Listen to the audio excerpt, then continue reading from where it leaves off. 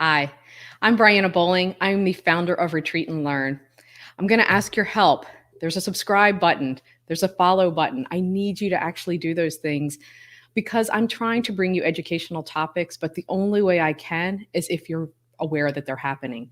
So please share, follow, like, all those type of things so that we can bring some more of these to you. I wish I had the insight of our next guest when my kids were in middle school. Our topic today is key things parents can do to help a preteen reach full potential. Dr. Ali Lankerani is affectionately known by his patients as the parent whisperer. He is a clinical neuroscientist. That's a big old word. I'd like to know what that is too. He's a best-selling author and the founder of the Amazing Parents Network. So I would like to, at this point, welcome Dr. Lankerani. Hello. Thank you so much for inviting me. Hello there. Hi, everyone. Oh, very good. Glad to be here. I'm really glad to have you. I think there's so much need for what you know and what you share. So before we get into our actual topic and the questions that we have, can you tell me a little bit about the Amazing Parents Network, what it is, and also the role model maker? Sure. I realized growing up that I was not an easy child. Just as an introduction, I grew up with ADHD basically. So I was not an easy child. And right off the bat, I'm going to apologize to all the parents and teachers out there that might have had people like myself in their classroom. I was the kind of kid that would learn what the teacher was trying to say in the first 10 minutes and would spend the remaining 50 minutes disrupting the class. So sorry about that.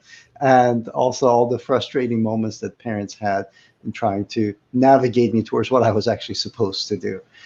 So understanding that, I decided to go ahead and create a network, create a support group for parents where they can come together, they can look for support, and it has been my mission to keep that growing ever since. So Amazing Parents Network is a meetup group that basically we have chapters both on East Coast as well as the West Coast, where we meet and we bring experts to our amazing parents, basically, that are trying to do their best, trying to be role models for their children, and lead by example and give them tools and tips and techniques and any kind of support that they might be looking for. And we meet weekly on that. So. Very good. I mean, I think every parent wants to do the right thing. So the topic is preteens. So why preteens versus, 8-year-olds, or I guess an 8-year-old might be a preteen too, or, 2-year-olds versus, later in teens, somebody getting ready to graduate college. I mean, isn't that the time when they're getting ready to graduate college that you're worried about their full potential? Why preteen? Well, of course, as you know, I'm biased with the brain. And for me, everything basically has to have that brain perspective to it. So when I was going through my training, I realized that although we have the ability to have neuroplasticity work in our favor and at any point be able to go ahead and reroute the neurons and the way the messages transfer in our brains, the Is that what best time. neuroplasticity is? I'm sorry, I want to ask you that really quick because that's a big word. Yeah, so neuroplasticity is basically your ability to go ahead and change a certain way that your brain functions and create a different way of making it function. Okay. So if you used to take the certain highway to go someplace, now or at any age, you're able to go ahead and change and use a different route to get there. And that is amazing because as we get older, different things, different events, injuries, things can happen to our brain where we might not be able to do something the best way possible. And by having this neuroplasticity, it allows us to optimize our situation basically, and be able to deliver the maximum potential, the maximum results based on our brain's capacity. I hope I Okay. didn't make it more complicated. No, it did. And I'm sorry, I'm going to interrupt you occasionally because you're a super intelligent guy. You're going to use all kinds of great words that I may not understand, which means probably our audience doesn't either. So I apologize, but I'm going to interrupt here and there. So, the topic I introduced at the beginning was what can parents do to optimize their preteen's potential? So, what are some of the things? What's the most important thing? What are the first couple things that somebody should focus on? Absolutely. So going back to what we were discussing, why preteens, we want to do the preteens because that's when the brain is still developing. and we're laying down the groundwork, the foundation for how the brain is going to show up the rest of their lives, basically. So if you can lay that foundation, make sure that it's a solid one, then you've given them the best gift, because for the rest of their lives, anytime there's stress, anytime there's challenges, and we all have that, what the one thing that you always have that you fall back on is your body, and namely that of your brain, right? So in answering the latter question about what we need to do to help support and optimize this, there are usually four foundational pieces that go into optimizing the brain. And the reason I focus on the brain is because we all want to lead a happy, healthy, and full life, right? And in doing so, we need to be able to take control of our lives to a certain degree. And if you're trying to take control of your life and how you show up in the world, of course, the very foundational piece to that is the one thing that you have the most control over, which is your body. There's nothing else in this world that you have as much control over as your body. And when it comes to your body, there is one organ that controls the function of everything else, namely that of your brain. Mhm. So if you want to control how you show up in life, you need to control your body. And in order to do so, you need to be able to control your mind, control your brain, right? So if you can support your brain, then your brain can go ahead and in turn support you. So how do you support your brain? I mean, obviously you have a neck, but beyond that. So to support your brain, there are these foundational pieces. Now, whether that happens to be at old age, whether it happens to be preteen, whether it's you're trying to get through your day, and whatever it is to support your brain, what you need to do is these foundational pieces. At the bottom of it is nutrition, Hmm. because that is the building blocks and the energy resources that you need for your brain to do any task, right? Then the next part is resting and oxygenation. The oxygen is to burn the fuel that you give it, and then the rest is to make sure that your brain has a chance to reorganize, regroup, heal, repair, rebuild, and kind of get back to its ready mode. And then Okay. if you have rest, oxygen, and the proper nutrition, now you have the basic ingredients to go ahead and stimulate the brain. And this part is very important as well, because without the proper stimulation, even if you have the proper nourishment, if you have the proper breathing and oxygenation and adequate amount of rest, when those neurons don't get stimulated, they start losing connections. They stop making connections with other neurons. And in doing so, they become more fragile, and some of them literally wither and die away. So one of the big things that happen early on in life is the neurons that we don't use, they get pruned out of our brains. Now, that actually is a good thing, because we do not need every single one of those connections, and we need to be more speedy and faster with the ones that we actually do need to use. But at the same time, that means that if you have a neuron that is pretty important to your health and your functioning, and you don't properly stimulate it, you start making it more fragile, and eventually it can wither and die away or get pruned out.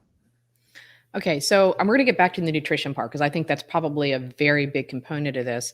I also, before I ask the next question, I just want to make note that this is an interactive talk. I mean, this is me asking you some questions, but also our audience is very welcome to ask any questions that, while we have the opportunity to have you, just post any questions that you have in the comments. There really are no dumb questions. I promise you, I'm going to ask a few. So, don't feel bad about any questions that you have. Post them in the comments and we'll make sure they get answered while we're live. So you mentioned that you need nutrition. You mentioned that you need oxygenation and you need rest. Okay, so Right. rest, I get that. That's sleep, right? Nutrition, I get that. That's putting the proper things into your body. Oxygenation, well, what's breathing? I mean, so aren't you getting oxygenation unless you're not breathing? So explain what that means. What's good oxygenation?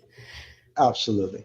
So a lot of the stuff that I'm saying on the surface doesn't sound new, right? These are things that we already know. We're supposed to eat good. We're supposed to rest. We're supposed to, breathe and get good quality air in.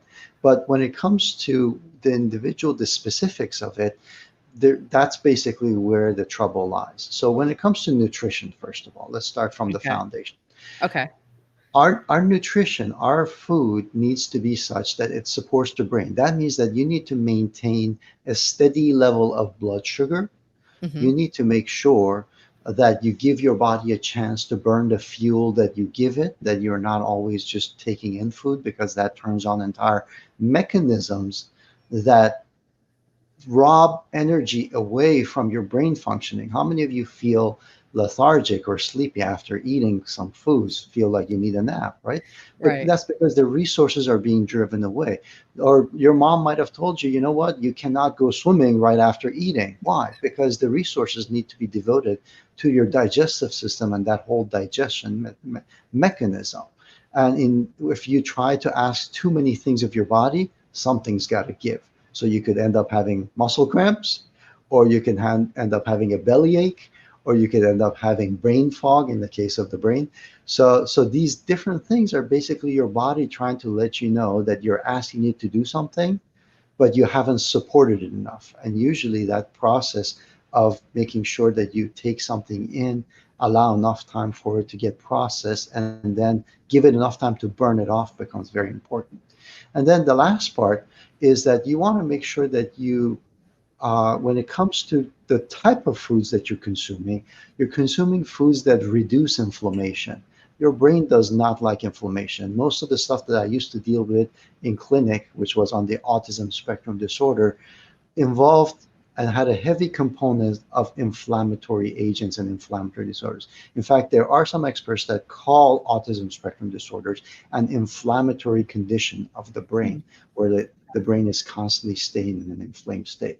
So, needless to say, there is a big, strong brain and gut relationship. 70% of your neurotransmitters in your body are found actually in your gut. Your gut has its own nervous system called the enteric nervous system. So it is very, very important for you to understand the important role that nutrition plays, because if your digestion and your digestive system is off, those neurotransmitters are going to be off. And if those are off, it's going to affect your brain as well. So that's the foundational piece on nutrition. Okay, so nutrition, I get that. So what you said, inflammatory foods are probably not good for your brain and your gut as well. But what are those inflammatory foods? What are the ones that are we should not give to our preteen? So the short answer to this is that we all know we're supposed to have our vegetables, right? So Right. you know that when it comes to carbohydrates, vegetables are the best source of carbohydrates. Those are typically anti-inflammatory.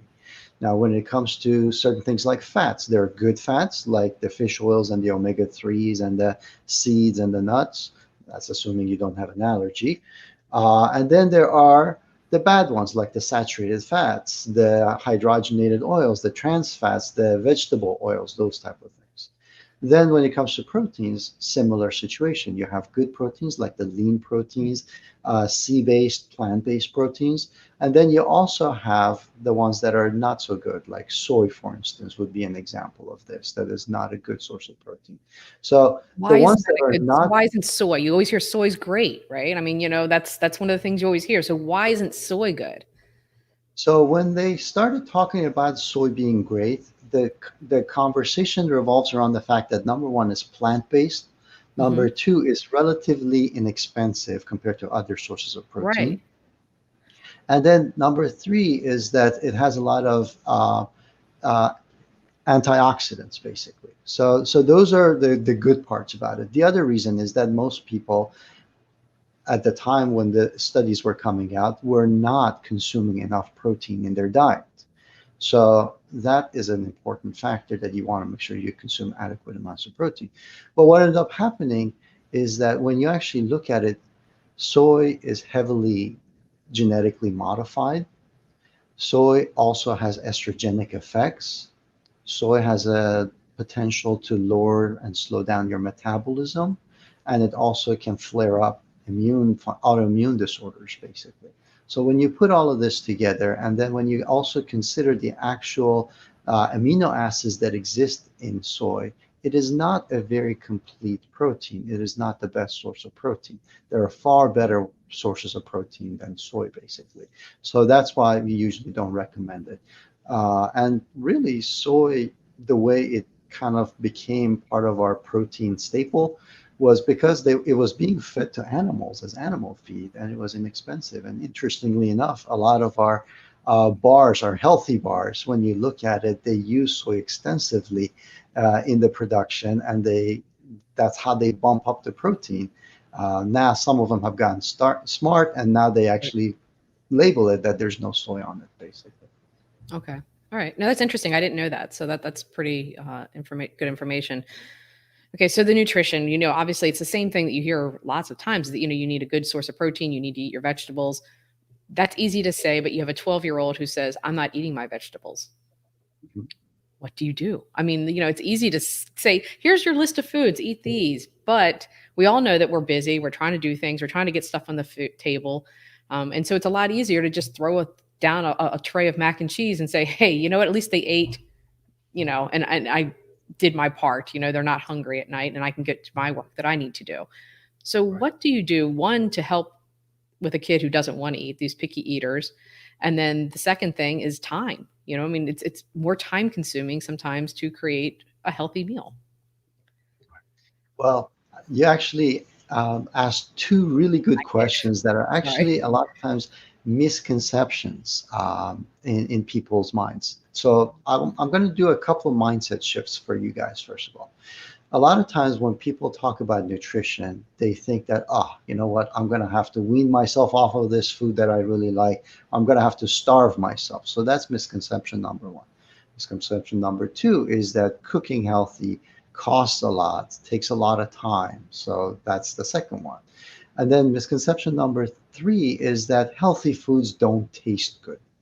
Hmm. So these are the three misconceptions, right? So with our program, what I talk about is that number one, we are omnivores. So you're allowed to eat anything you like. That is a big part of our success on this planet. Number two is that if you understand how your body works, then you understand how to use any food group for to your advantage. Basically, make sure that it fits where it's supposed to fit. So carbohydrates have their place in your life and in your day, and fats do so. And it's important for you to understand that. The other part is that when it comes to taste, a lot of us have forgotten what real taste is. Most of the flavor in foods actually resides in fats. And when we start eating foods that are not nutritionally the best for us, the things that have been replaced out of it are the real carbohydrates and the real fats, where the actual nutrients, the vitamins, the taste lie. So a lot of people, when they start eating healthy, their taste buds literally change, their taste preferences change.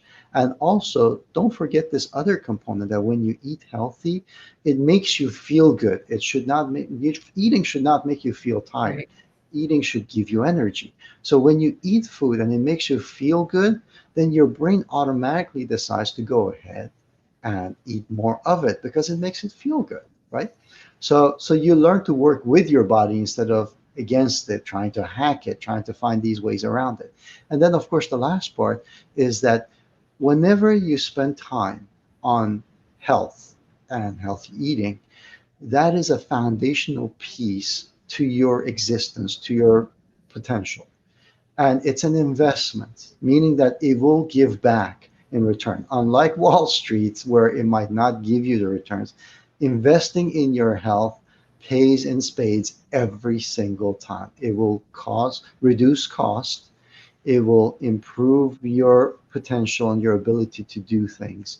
And frankly, it will allow you to do many things that most people don't even consider normal, or they consider that normal things that don't actually apply to you when you talk about things like degenerative diseases like cancer and cardiovascular disease. I'm going down the rabbit hole that Yeah. basically goes in a completely different direction, but investing in your health will always pay in return. Basically, it will save you time, it will save you money. You're designed for it, so it's going to come natural to you, and it should make you feel good. So work with your body and it'll pay back. So I think that's super easy for me as an adult to take a look at that and go, yeah, you know what? I'm feeling better. So I'm going to do that again tomorrow. But as somebody who, like a 10-year-old, and you put down, and they're used to eating mac and cheese or a hot dog for dinner, and then you put down a plate of broccoli, the look they're going to give you is not, oh, well, great. I'm going to feed my body and I'm going to feel better tomorrow. And so I'm all for this, mom. Let's do this again tomorrow. That's not going to happen. You're going to get some rebellion. And you're not going to get just rebellion the first day, because even if they eat that broccoli, if you can get it down them, the next day, they are not at that point, at least, and you can tell me if I'm wrong, but they're not probably going to go, I felt better today. I want more broccoli today. It's going to take some time to get to that point, right? So how do you get over that hump? So, so my first advice to picky eaters or parents who have picky eaters is that number one, exposure is the name of the game. Getting kids to try different things. And usually when you get kids involved in the whole meal creation process, they're much more likely to follow through with it. Even if they don't like it because they've made it, they're in some ways committed to trying it out, basically. So exposure is very, very important when it comes to uh, trying different things. Now, it doesn't matter, and this is something that I tell the kids when I teach at schools, and it's like, you know what? It doesn't matter that you tried 10 things and you hated nine of them. Mhm. If you tried 10 things that are good for you and you didn't like nine of them, it's not that you don't like things that are good for you, because that one thing that you found that is good for you, you can have for the rest of your life. Mm, right. So that exposure over time is going to get these tools in your bag, these healthy tools that, you know what, I like rosemary. I don't like mint. Fine, we'll put the mint aside, but I like rosemary and I like kale, but not spinach. And you just build this list as you get older. And that sophistication when it comes to your diet over time is gonna be what keeps you healthy. Right? So don't be disheartened if your children are picky eaters. Just keep having them try things. Lay out 10 things and say, try a little bite of each. You don't have to like them. Try it. And then if you like one thing, you just struck gold, basically. That Right. you're in a better position for the rest of your life because of that one thing than you were at I the love that. beginning.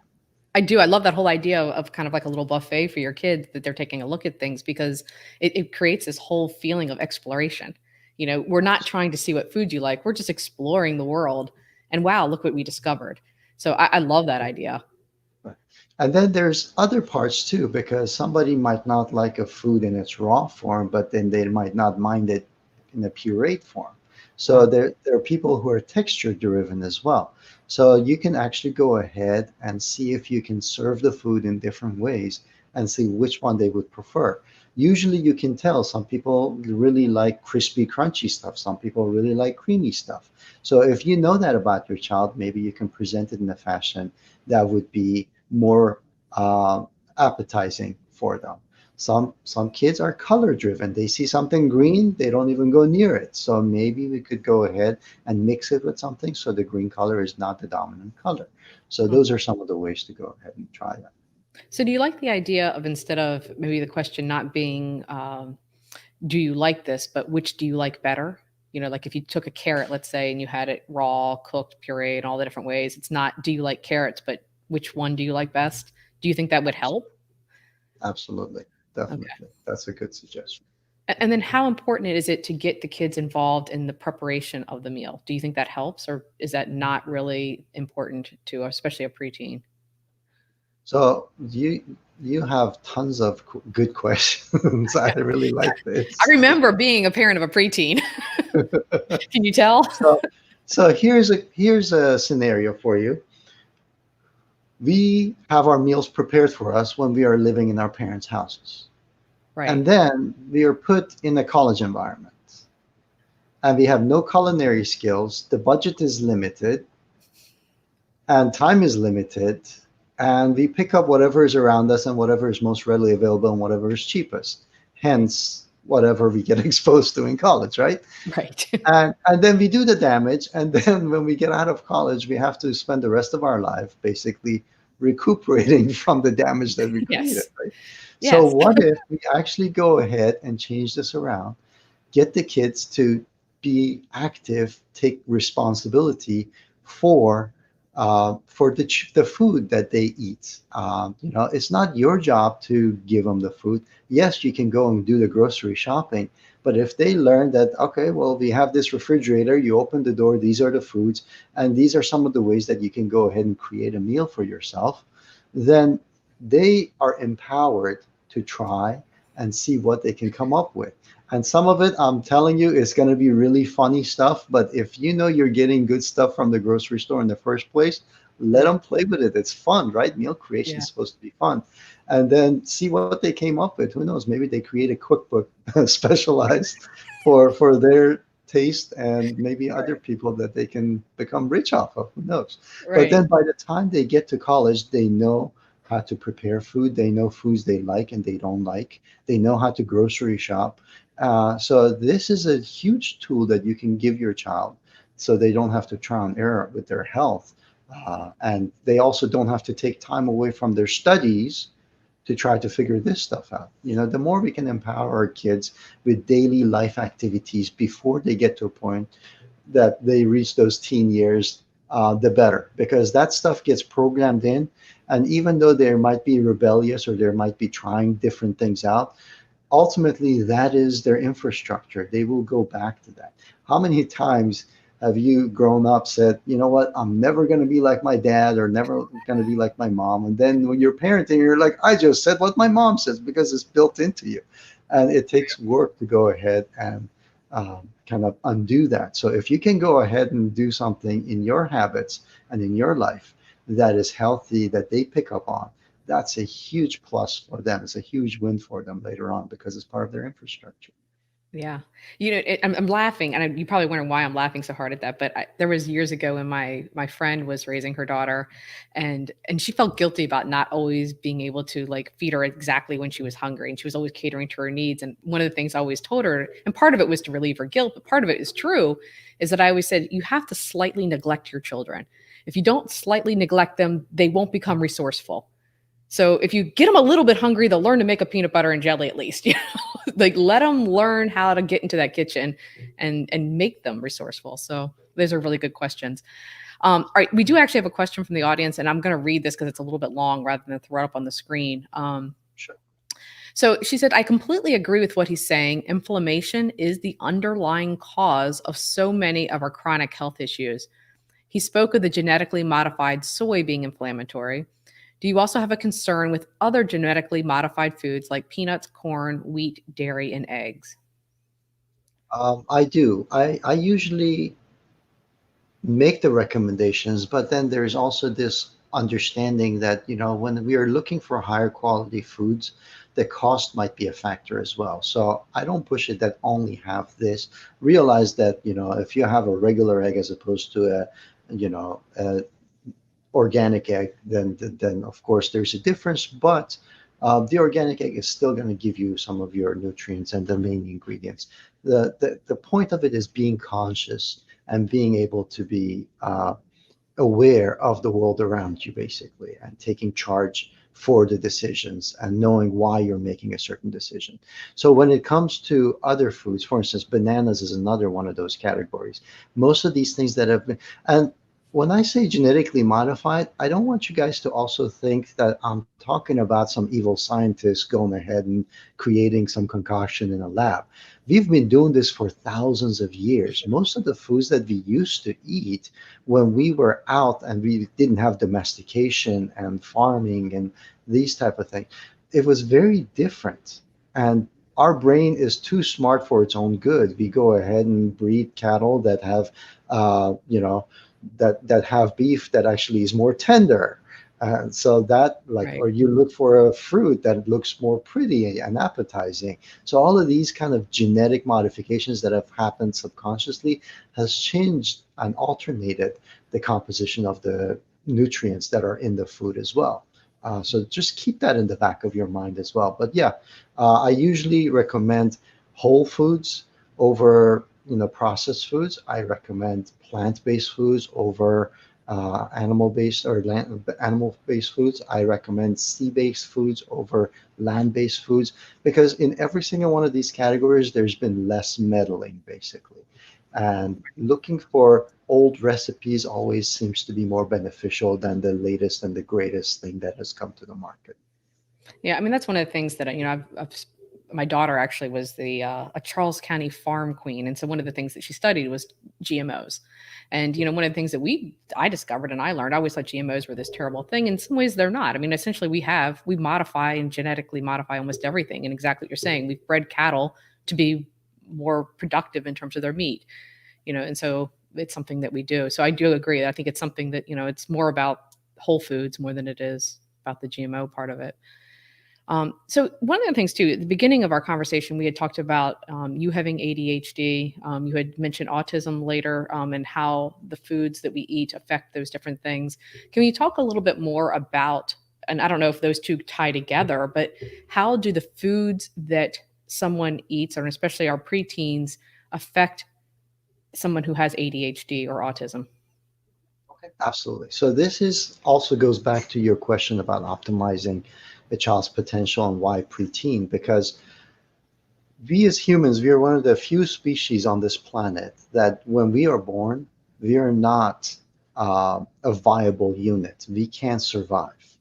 We are not fully developed, all right? Because our brain is not fully developed when we're born. In order for us to clear the Okay. birth canal, we need to have our brain as small and truncated as possible. And when we do that, and when we are born, our brain has entire sections of it that are not there, that are not fully developed. So what ends up happening is over the first few years of life, what we are exposed to, be it the nourishment, be it the stimulation, all of those things that I mentioned to you at the beginning, those things drive brain development. So if any of them is altered from its natural course, then the brain will not develop naturally.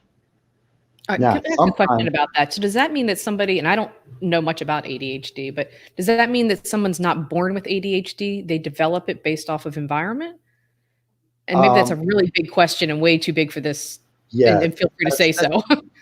yeah, so I can't say that, let's say for instance, if you eat this kind of food, you're going to end up with ADHD. That is not necessarily true. It's a functional problem. It's a problem where different parts of the brain are not coordinating and cooperating with each other as they ought to be. And usually it becomes there's a developmental factor to this. So yes, what did you get exposed to? Yes, how was your pregnancy? How was the birthing process? How did you get nourished? All of those things become important. But ultimately, the end result is that you have this functional issue, basically. So whatever it was, whether it was that you sat indoors for too long, whatever it happened to be, ultimately the end result is this dysfunction, this disconnection between different parts of the brain. And the good news is that because it's not a genetic thing, you can actually do something about it to improve it, to remedy it, Hmm, to even okay. remove it altogether. So, So nutrition is part of that. Is there anything in particular that a parent can do if they're starting to suspect or their kid has been diagnosed with ADHD that they can do nutrition wise that would help? And what are those things? Maybe sure. give me three And I, things because I'm sure there's a lot. and I do want to tell you guys that it's not necessarily just the kid that has ADHD. We all fall someplace in the spectrum, basically. True. And when I say autism spectrum, we're talking about everything from autism itself to ADD, ADHD, Okay. Tourette's, dyslexia, Asperger's, and the list goes on, basically, OCD. So basically we all have tendencies on Great. this, and if you know that you have tendencies, there are things that you can do to balance this. Now the beauty of it for the preteens is that they can pretty much eliminate it or minimize it, Hmm. and make sure that it doesn't resurface anymore, whereas most of us after teens, that stuff becomes part of our infrastructure, it becomes ingrained in us, basically. So now Okay. it's a compensating and compromising thing. Now to answer your question, um, back in the clinic, before I could ask the kid's brain to do something, before I could ask them to do something their brain had never done, or that to rewire their brain, I needed to make sure that that nutritional foundation was there, that the brain was supported. So that's, of course, where we always started. And I wouldn't start the therapies until that part was addressed. So that's the first part. Then making sure that there was enough rest, that the lifestyle would allow the kids, because nowadays there's always go, go, go, and there's so many activities and so many things. So I Mhm. wanted to make sure the child's brain is rested and capable of tackling what otherwise is considered like a workout, right? Um, so that's the second part. And then oxygen, making sure that their breathing is proper. Mouth breathing is a big issue. Air quality is a big issue. These are all things that needed to be addressed. Nowadays, with COVID and all these other things that are going on, it's important to make sure that the respiratory system and all the components, there's no anemia. There's like every single piece of the oxygen delivery to the brain is addressed and optimized. So it's not just about, well, I have an air filter in my room, but also, am I sleeping with my mouth open? Am I sleeping with my mouth closed? Do I always have stuffy nose and congestion? All of those things become important. Do I have pneumonia? Am I coming down with a cold? All of those things will affect it. So once all of those are in place, then of course the neural stimulation means that there is motor movement, because we get the most amount of stimulation to our brain through our spinal cord into the deeper brain centers. In fact, that's how the brain develops. Okay. So when I talk about stimulation, I'm not talking video games, I'm not talking sugar or caffeine. We're talking about deeper ways of how your body moves in gravity, incorporating sight and sound and movement, and where your joints are in space, and how you're what are you touching, and everything else in that sense. So that becomes very, very important to consider all of that. And that's basically how you support the brain. So in any situation, if you want to figure out where to start with the nutrition. Make sure that their rest is addressed. Make sure that they're not having respiratory and breathing issues.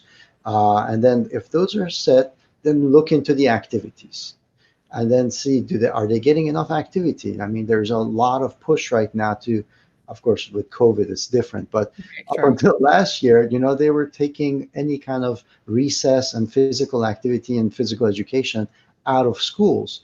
And if you sit a child down and have them stare at a screen, their brain actually shuts down. That is not an optimized environment for learning, basically. And that's my fear right now with COVID, with Yeah. the screens, basically.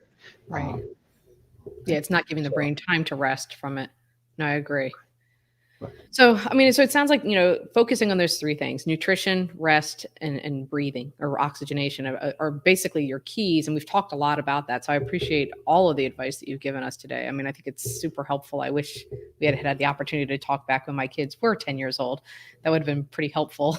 Maybe I would have felt a little bit better as a mom. So I appreciate your time. I'm going to put up your website. I'm sure people would like to, know how to reach you. Um, and so I'm also going to put this in the comments. So if anybody else would, later, if you're watching the replay and you want to make sure you know how to reach Dr. Lankerani, this is how you reach him. He has some really great information on his website. I've read through it pretty extensively, and it's got some really great information. I think you also have a couple of programs that people can sign up for. Is that correct? We do. We have a program specifically on nutrition that's, again, brain-based, top-down, inside-out approach. We also have a parenting program that not only just talks about the health and the personal development, but also the other part, the external factors like communication, effective and positive parenting, and also spousal relationship. These are the things that are environmental to the child, but it also creates that social setting that ultimately you got to realize that when with brain, it takes all the signals from the environment, be it nutrition or be it whatever's going on out there, and tries to recreate the universe inside of itself. It's not connected to anything. The skull is protecting it from everything. So that process of recreation means that whatever image they get, whatever signal they get, that is their reality. So if you give them a good reality, then internally they create a beautiful reality. And if you give them a bad reality, then they all of a sudden are in a fight or flight and they don't even know why. They're anxious and they don't know why. So, All yeah. right. Well, thank you so much for providing this resource both to the children, but also to the parents too. It's tough to be a parent, and so I think this is a great resource you're providing to all of us as parents. And So thank you very much. And we're going to go ahead and finish up here. If you have any other questions, feel free to post them in the comments. I'll be glad to forward them. And thank you everybody for joining us today. Thanks. Pleasure. Thank you.